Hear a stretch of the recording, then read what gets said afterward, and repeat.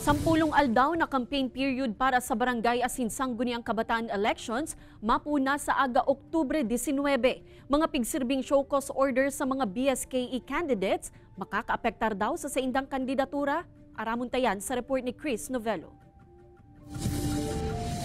Formal nang mapuon sa aga ang sampulong aldaw na campaign period kan mga kandidato para sa Barangay Asin Sangguniang Kabataan elections. Kaya ang printing shop na ini sa siyudad ni Naga, naabutan ka news team na nag-imprenta na ng campaign posters kan mga kandidato. Actually, igwa nagpapagiribo sa mga stickers like that.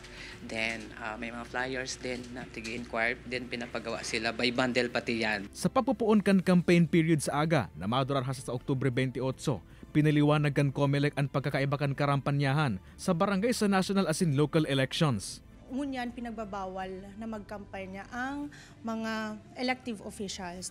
Kung kang national elections, ang sarong elective official pwedeng mangampanya, ngunyan bawal.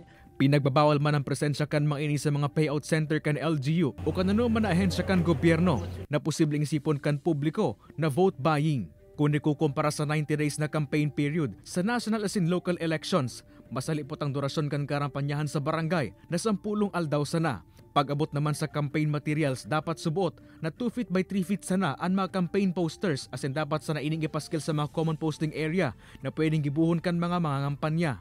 Mantang dapat man na day maglampas sa 5 pesos ang magagastos kan sarong kandidato sa kada botante sa panahon kan kampanya.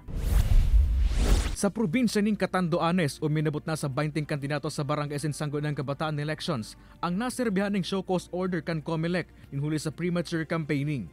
Yung karamihan, yung sa social media na post nila.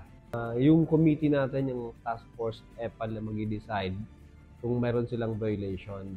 Nilinaw man kanahensa na di man apektado ang kandidatura kan mga kandidatong nasunadan nin show cause order ninhulita pending paini sa opisina. Kay Baran si Carlo Abunita, Chris Novello, Balitang Bicolandia.